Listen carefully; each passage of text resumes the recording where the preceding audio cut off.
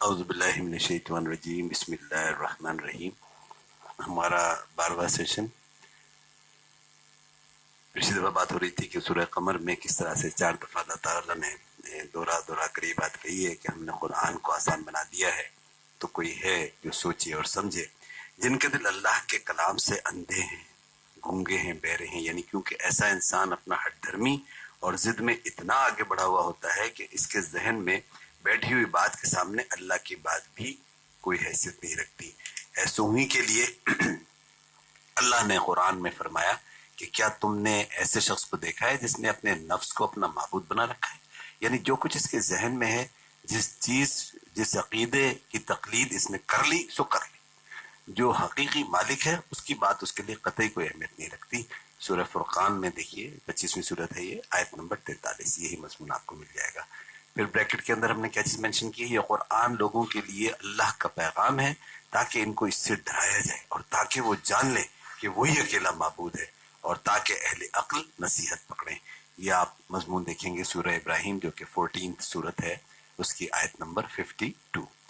ईमान और अमल साले के बारे में बात कर लेते हैं। बहुत ज्यादा कुरान में इसका जिक्र आया है, आइए उसके बारे में थोड़ी सी तफसील। क्या ये इस्लाम ले आने का दूसरा नाम है, ईमान और अमल साले, या इससे कोई मुख्तलिफ चीजें? हम तो इस तसव्वुर के साथ जिंदा हैं कि इस्लामी घराने में पैदा हुए हैं, तो ईमान तो हमारे अंदर है ही। कुरान करीम इस बात का जवाब इस तरह देता है कि जब इस्लाम कबूल करने वाले बद्दुओं ने नबी करीम सल्लल्लाहु अलैहि वसल्लम से इस बाबत पूछा तो कुरान की ये आयत नाजिल हुई कि ए नबी सल्लल्लाहु अलैहि वसल्लम, इनसे कह दो तुम इस्लाम लाए हो और ईमान तो अभी तुम्हारे दिलों में दाखिल भी नहीं हुआ। ये सूरह हुजरात जो कि 49 है, आयत नंबर 14 पढ़ के देख लीजिए। अपनी तमाम ख्वाहिशात नफ्सी व गैर नफ्सी को अल्लाह सुब्हानहू व तआला के अहकामात के तहत अदा करने का नाम ईमान है और अपने नफ्स को मुकम्मल तौर पर उस रब्बुल इज्जत के ताबे करना ईमान की कसौटी है। ईमान की कैफियत की तफसीर सूरह बकरा उसी सूरत के शुरू में मिल जाती है कि अल्लाह पर और रोज़े आखिरत पर और पहले आने वाले तमाम अंबिया और नबी करीम सल्लल्लाहु अलैहि वसल्लम पर, अल्लाह की किताबों पर, फरिश्तों पर और जन्नत और दोज़ख पर, सब पर ईमान लाना है। इसी तरह कुरान में ये आयात भी एक से ज्यादा जगह यानी दोहरा कर आई हैं कि तुम मुसलमान हो या यहूदी या ईसाई, नसरानी, मजूसी या सितारा परस्त, तुम किसी कौम व मजहब पर हो, अगर तुम ईमान ले आओ अल्लाह पर और रोज़े आखिरत पर और नेक अमल करोगे तो तुम्हारा अजर तुम्हारे रब के पास बहुत अच्छा है। क्या फरमाया, क्या करोगे? ईमान लाना, रोज़े आखिरत पर यकीन रखना, ईमान के दर्जे में नेक अमल करना। और तो ऐसा होगा तो फिर इनको ना तो कोई खौफ होगा और ना वो गमनाक होंगे। ये कहाँ पर आपको मिल जाएगा? सूरह बकरा जो दूसरी सूरत है कुरान की, उसकी 62 आयत। यानी सिर्फ मुसलमान होना निजात और अल्लाह की इनायतों के लिए काफी नहीं, बल्कि ईमान अल्लाह पर और रोज़े आखिरत पर लाना होगा और अमल नेक और सारे करने होंगे, तब निजात मुमकिन है। ईमान अल्लाह पर यकीन और दिल के ठुके हुए होने की इस कैफियत का नाम है जिसमें इंसान अल्लाह को इस तरह पहचानता है जिस तरह उसको पहचानने का हक है और इसका दिल इस बात पर ठुका हुआ हो कि वही मेरा अकेला मालिक है और ये कि वो मेरे सारे अहवाल की पूरी पूरी खबर रखता है और ये कि इसका कोई शरीक नहीं और ये कि वो यकता है और जबरदस्त है और ये कि इनमें मैं इन तमाम अमाल के साथ जो मैंने दुनिया में किए होंगे उसकी बारगाह में हाजिर किया जाऊंगा। सो आज मुझे चाहिए कि मैं अल्लाह से डरूं और अपनी जिंदगी तकवा के साथ गुजार दूं। जिस तरह खारदार झाड़ियों के दरमियान एक पतली पगडंडी से इंसान अगर गुजरता है तो वो अपने कपड़े उठाकर और संभल कर चलता है कि कहीं वो या इसके कपड़े खारदार झाड़ियों में ना उलझ जाएं।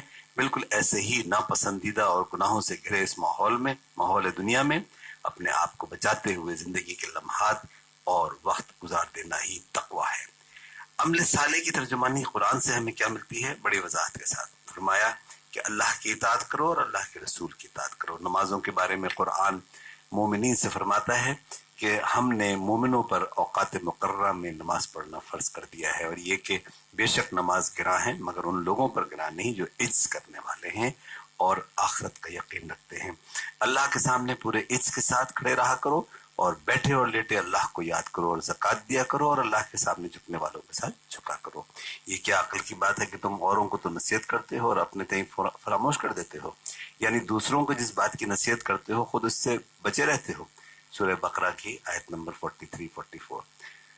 روزوں کے لیے فرمایا کہ روزوں کے دن گنتی کے چند روز ہیں، جو کوئی رمضان کے روزوں کو پائے اس کو چاہیے کہ پورے پورے روزے رکھے، اور اگر کوئی بیمار ہو یا سفر میں ہو تو بعد میں ان کی گنتی پوری کر لے۔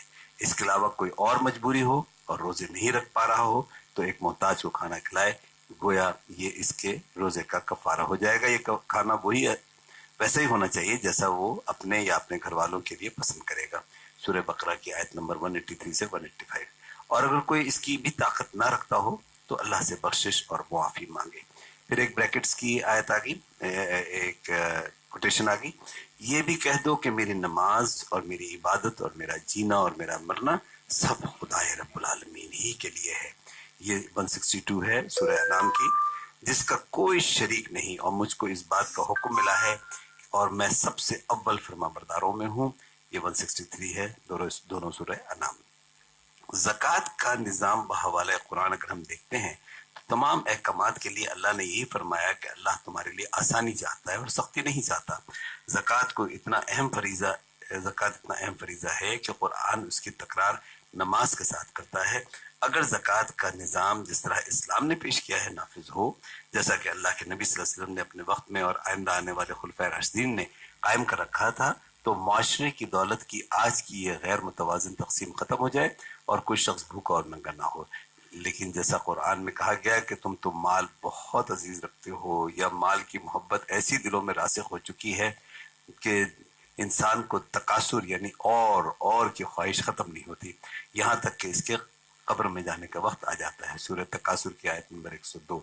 اس مال کی مثال جس کو انسان سیچ کر رکھتا ہے، اور جس طرح اللہ نے فرمایا ہے خرچ نہیں کرتا تو وہ مال دوزخ کی آگ میں سیک کر اس کے جسم کو داغا جائے گا، یعنی یہ مال اس کام آئے گا۔ آپ کے اور ہمارے اعمال کا ریکارڈ، انسان کے اعمال کے ریکارڈ کے لیے قرآن یہی خبر دیتا ہے کہ وہ ہر ایک کے گلے میں کتاب کی شکل میں لٹک رہے ہیں، جن کو ہم آخرت میں کھول کر دکھا دیں گے۔